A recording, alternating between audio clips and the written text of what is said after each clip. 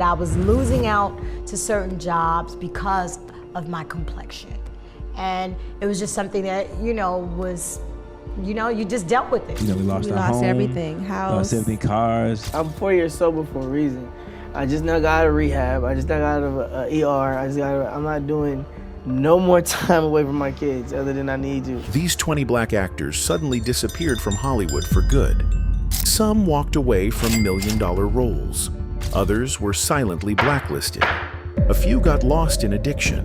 Garrett, please. Wrecking the place. Garrett, one picture, please. Garrett. What really happened when the cameras stopped rolling? The truth is more shocking than you think. So let's get into it. Larenz Tate's career should have ended in the late 1990s when Hollywood tried to typecast him as a gangster forever. After his explosive performance as O-Dog in Menace to Society, executives offered him the same violent roles repeatedly. What you say about my mama?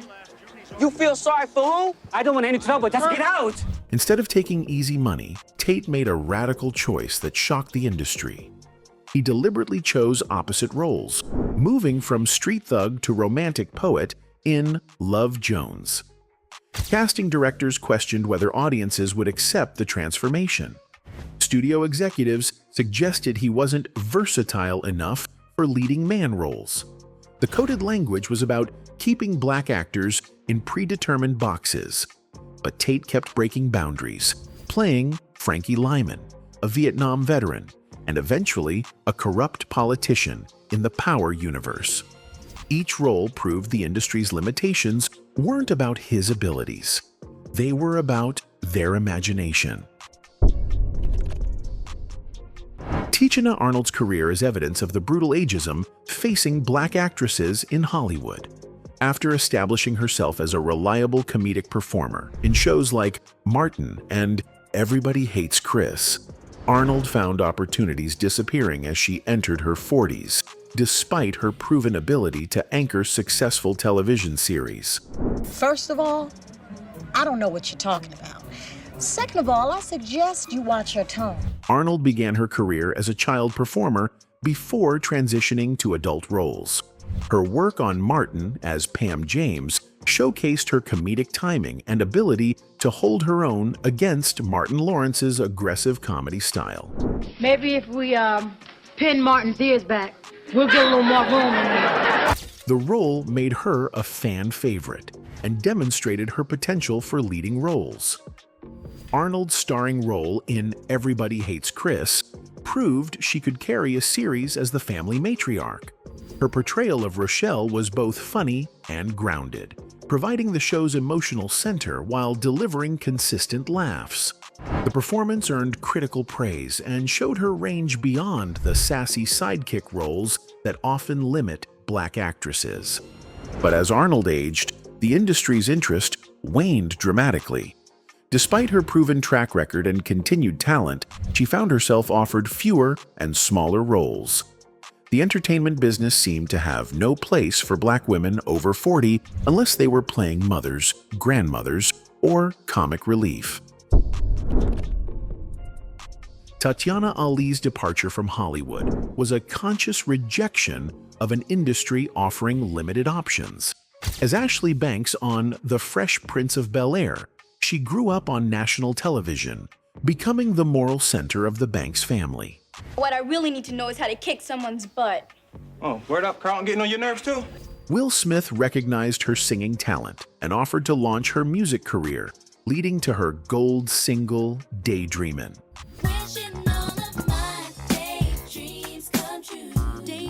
But instead of pursuing typical young black actress roles, Ali shocked the industry by attending Harvard University. The decision baffled executives who couldn't understand abandoning guaranteed fame for education. Her African American Studies degree opened her eyes to systemic issues she'd experienced but couldn't articulate as a child star. After graduating, Ali found Hollywood had moved on. Offered only supporting girlfriend or sister roles, she chose quality over quantity. She founded a production company with her sister, Married Doctor, Vaughn Raspberry and launched Baby Yam's company supporting Black and Indigenous midwives. Her disappearance from mainstream Hollywood was never about failure. It was about refusing to accept the limited options the industry offered Black actresses. Flex Alexander's career seemed unstoppable until Hollywood suddenly stopped calling.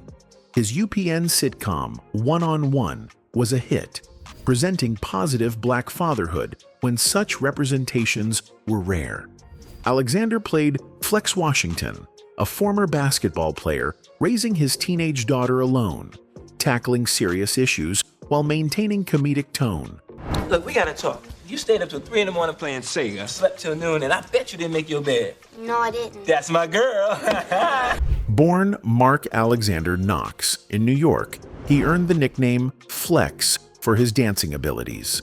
He began as a choreographer before transitioning to comedy and acting. One on One ran for 5 successful seasons, making Alexander a household name and one of UPN's biggest stars. Behind the scenes, Alexander developed a reputation as a perfectionist, challenging writers and producers when storylines weren't serving characters or audiences. He pushed for authentic portrayals of Black family life and insisted on maintaining positive messages about fatherhood and family values. As One on One ended, Alexander had movie offers and television development deals. Then, everything stopped. He encountered resistance from executives uncomfortable with his success and independence. He was told shows were too Black for mainstream audiences, while others were not Black enough for urban markets. The coded language revealed an industry uncomfortable with his refusal to fit neat categories. Columbus Short went from Hollywood's golden boy to industry pariah in record time. His starring role as Harrison Wright on Scandal should have launched him into A-list status. Instead, a pattern of domestic violence, drug addiction, and erratic behavior made him unemployable in mainstream entertainment. Short's rise began with Stomp the Yard in 2007, where he played DJ Williams, a hip-hop dancer who moves to Georgia after his brother's death.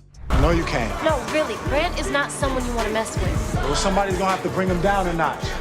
The film grossed over $75 million worldwide, establishing Short as a leading man. He followed up with This Christmas and secured his television breakthrough on Scandal. As Harrison Wright, Short was part of Shonda Rhimes' political thriller phenomenon. The role showcased his dramatic abilities and made him a household name. For 3 seasons, Short appeared to have everything: fame, fortune, and critical acclaim. Behind the scenes, however, his personal life was spiraling out of control. In April 2014, Short's wife filed for divorce and a restraining order on the same day, claiming he threatened her with a knife. The incident came after previous charges of spousal battery and a bar fight arrest. Short was immediately fired from Scandal, his character killed off in the season finale. Short later admitted to cocaine addiction and alcoholism, saying he was doing cocaine and drinking a lot, trying to balance a 16-hour work schedule. His legal troubles multiplied with additional domestic violence charges in 2016 and 2018. Each arrest generated tabloid coverage that made him toxic to Hollywood executives. Jaleel White's nightmare began the moment Steve Urkel became a cultural phenomenon. What started as a 1-episode guest appearance on Family Matters consumed White's identity so completely that 25 years later, he's still fighting to escape the suspenders and glasses. Did I do that? The physical toll of playing Urkel was devastating. Maintaining the character's high-pitched voice during puberty permanently damaged White's vocal cords. Network executives demanded clarity, while fans expected the exact Urkel sound. The strain left him with voice problems that required years of therapy to correct. When Family Matters ended in 1998, White desperately wanted to move on. His famous quote about putting a bullet in my head if he played Urkel again revealed his frustration with being trapped by his own creation. Casting directors couldn't see past the character, and his post-show series, Grown Ups, failed immediately. White became a cautionary tale about the price of childhood fame and the impossibility of killing a character that refuses to die. Orlando Brown's descent from Disney darling to homeless addict reveals the entertainment industry's darkest truth. Child stars are disposable commodities. Brown was a seasoned performer when he joined That's So Raven, having already appeared in Major Pain and Family Matters. His chemistry with Raven-Symoné made Eddie Thomas the loyal best friend every teenager wanted. First you tell me Andrea's gonna kiss me, then you make me your boyfriend so I can't kiss her. Man, this is one big psychic ripoff. But beneath Disney's magic, Brown struggled with fame's pressures and the limitations of being a black child star in a sanitized universe. When That's So Raven ended in 2007, his first arrest for marijuana possession signaled deeper problems. Hollywood's response was swift: distance and abandonment. The 2010s became a nightmare cycle of arrests, addiction, and bizarre public behavior. Brown was charged with domestic violence, drug possession, and making threats with weapons. Each mugshot showed further deterioration, while the media covered his decline as entertainment rather than tragedy. The industry that profited from his childhood talent now monetized his adult destruction. His eventual recovery attempt through faith-based programs came too late to salvage a mainstream career. Kadeem Hardison's career peaked with A Different World, but Hollywood seemed unable to see him beyond the college campus setting that made him famous. As Dwayne Wayne, the lovable nerd with the flip-up glasses, Hardison became a cultural icon. But when the show ended, so did his mainstream opportunities. Born in New York in 1965, Hardison began acting as a child before landing his breakthrough role on A Different World. The show was groundbreaking for its portrayal of black college life, and Hardison's Dwayne Wayne became a beloved character who represented intelligent, quirky black masculinity rarely seen on television. You look great. And that dress is saying hello in 100,000 different languages. The show ran for 6 successful seasons, making Hardison a household name and demonstrating his comedic and dramatic abilities. His chemistry with co-star Jasmine Guy created one of television's most memorable romantic relationships, and his character's evolution from awkward freshman to confident graduate showed his range as a performer. But after A Different World ended in 1993, Hardison found Hollywood reluctant to cast him in roles that deviated from his college nerd persona. Despite his proven abilities, he was offered primarily supporting roles or projects that didn't capitalize on his talents. The industry seemed to view him as a college sitcom actor rather than a versatile performer capable of dramatic work. Gary Dourdan's fall from CSI stardom to drug-addicted pariah happened with devastating speed. As Warwick Brown on television's most successful franchise, he earned millions per episode and international recognition. But behind the scenes, addiction was destroying the man who portrayed a crime scene investigator. Born Gary Robert Dourdan in Philadelphia, he changed his name early in his acting career. His mixed heritage gave him a distinctive look that served him well in Hollywood. After years of guest appearances, CSI made him part of a global phenomenon that spawned multiple spin-offs and massive salaries. You have a message to fans, particularly, I guess, fans of CSI watching this all around the world. Anything you'd like to say to all those wonderful people? Absolutely. Thank you so much for watching all these years. You've kept me alive, and you kept my family very happy and smiles all around, and you've given me a lot of support and a lot of love, and I give it right back to you. Thank you so much. You're a king. Dourdan's first public trouble came in 2008 when he was arrested for possession of heroin, cocaine, ecstasy, and prescription drugs. The arrest occurred months before his character's dramatic death on CSI. Without the show's structure and income, his addiction spiraled completely out of control. The entertainment industry's response was typically heartless. Casting directors stopped returning calls, projects found other actors, and executives treated him like toxic waste. Legal troubles multiplied as addiction worsened, with each court appearance covered as tabloid entertainment, rather than understanding the disease requiring treatment. Jurnee Smollett's disappearance from Hollywood was so complete that her later return shocked audiences who barely recognized her. As a child, she'd been one of America's most promising young actresses, earning critical acclaim in Eve's Bayou alongside Samuel L. Jackson. Then she vanished for years before returning stronger than ever. Born in New York in 1986, Smollett was part of a talented family destined for entertainment success. Her breakthrough role at age 10 showcased remarkable emotional depth that impressed critics and predicted a bright future. The success led to more substantial roles in films like The Great Debaters. But as Smollett entered her teens, roles became more limited and stereotypical. Casting directors seemed unsure how to market a young black actress who didn't fit predetermined categories. Her decision to step back was influenced by desires for normal teenage experiences and education focus. During her years away from acting, Smollett attended college, studied literature, and developed emotional intelligence that would serve her future performances. The industry moved on, with other young actresses filling roles that might have been hers. When she returned with HBO's Lovecraft Country, critics and audiences were amazed by her transformation from child actress to mature, powerful performer worthy of Emmy and Golden Globe nominations. Kimberly Elise possessed everything Hollywood claimed to want in a leading lady: beauty, talent, range, and undeniable screen presence. After breakthrough performances in Set It Off and Beloved, she seemed destined for A-list status.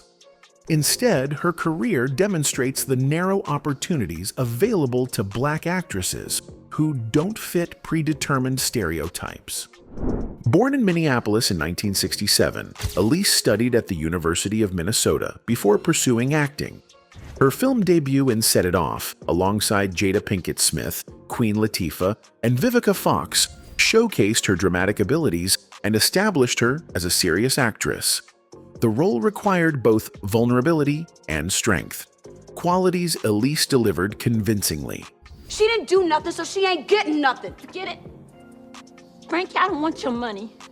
Her performance in Beloved, opposite Oprah Winfrey and Danny Glover, proved she could handle complex, challenging material. Critics praised her ability to convey the psychological trauma of slavery while maintaining her character's humanity and dignity. The role should have launched her into Oscar contention and major studio projects.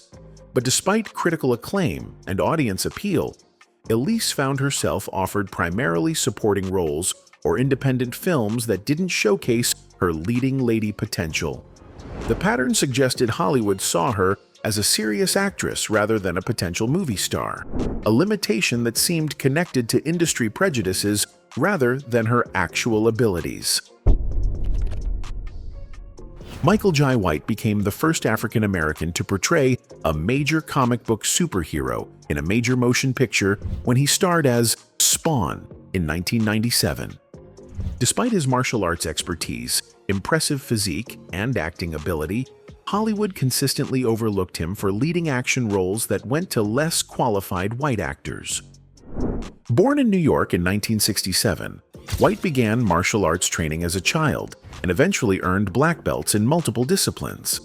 His combination of physical prowess and acting ability made him a natural for action films, yet he struggled to find starring vehicles that showcased his talents properly. Spawn demonstrated White's potential as an action star, but the film's mixed reception seemed to hurt rather than help his career prospects. While inferior action stars received multiple opportunities to prove themselves, White found himself relegated to supporting roles or direct-to-video projects that didn't reflect his abilities. The pattern revealed Hollywood's reluctance to invest in black action heroes despite White's obvious qualifications. While white actors with similar or lesser skills received big-budget starring vehicles, White was consistently passed over for roles he was uniquely qualified to play.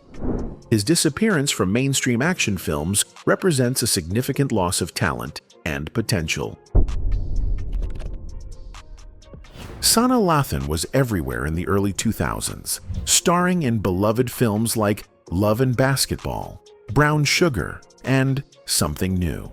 Her combination of beauty, intelligence, and acting ability made her one of Hollywood's most promising black actresses. Then, mysteriously, the leading roles stopped coming.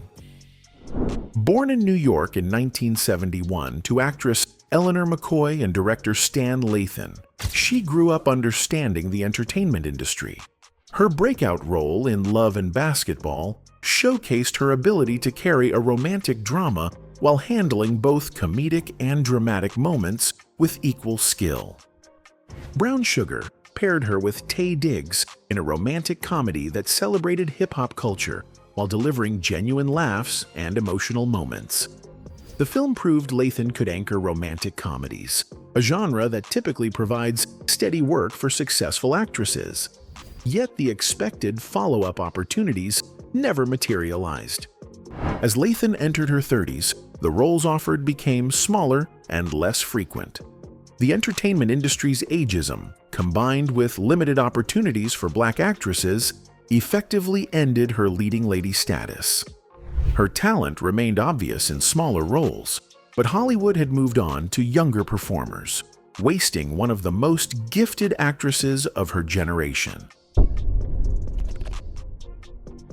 Malik Yoba's starring role in New York Undercover made him one of television's first black leading men in a successful crime drama. The show's success should have launched him into film stardom and continued television prominence. Instead, Yoba's career demonstrates how quickly Hollywood can forget successful black actors who don't fit easily into predetermined categories. The show ran for 4 successful seasons and established Yoba as a bankable leading man with proven audience appeal. Critics praised his performance, and the show's ratings demonstrated that audiences would embrace black leads in mainstream programming. Yoba seemed positioned for transition to film roles and other television opportunities.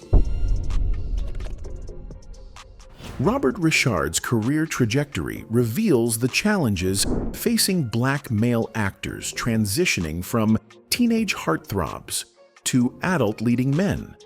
Despite success on shows like One-on-One and Cousin Skeeter, Ri'chard found Hollywood unwilling to help him mature beyond his teenage image, effectively ending his mainstream career before it could fully develop.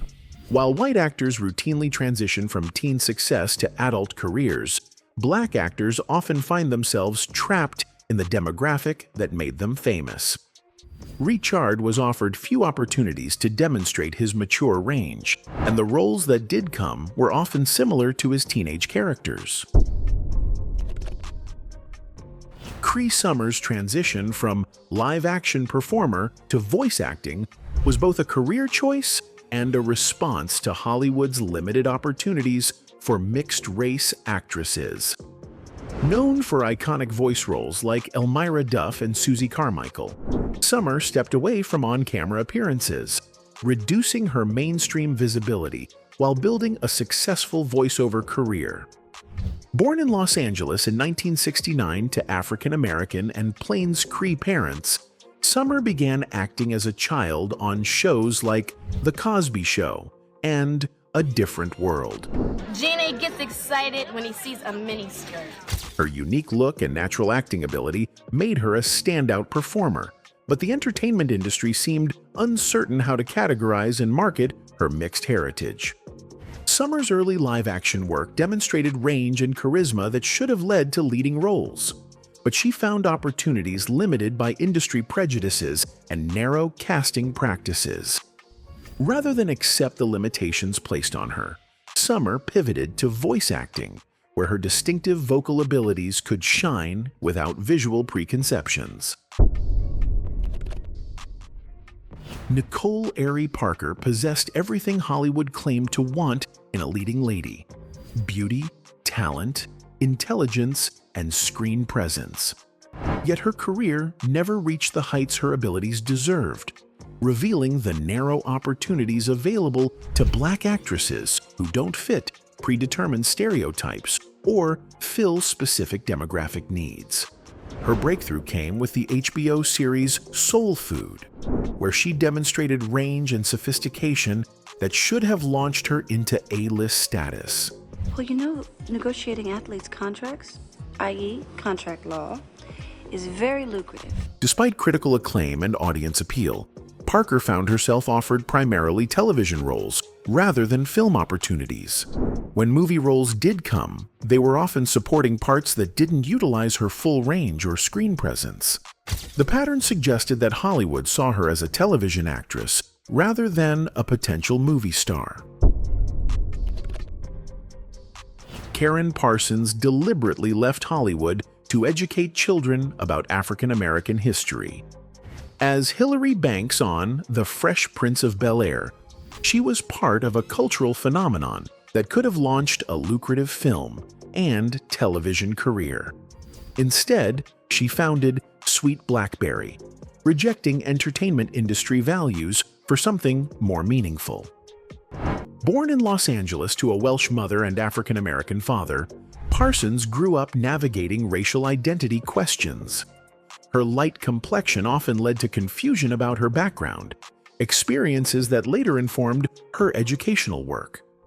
On Fresh Prince, she brought depth to what could have been a one-dimensional, vain character. As the show ended in 1996, Parsons was increasingly concerned about limited African American representation in mainstream media.